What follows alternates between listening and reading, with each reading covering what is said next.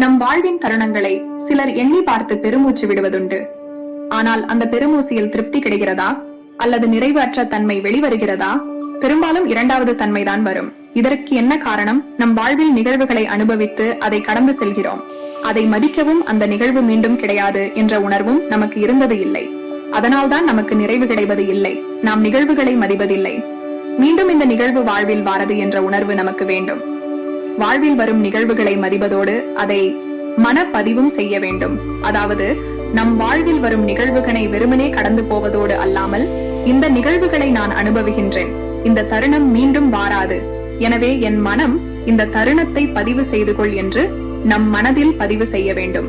பின்பு அந்த நிகழ்வை நாம் புரட்டி பார்த்தால் அந்த நிகழ்வு நமக்கு நிறைவை தரும்.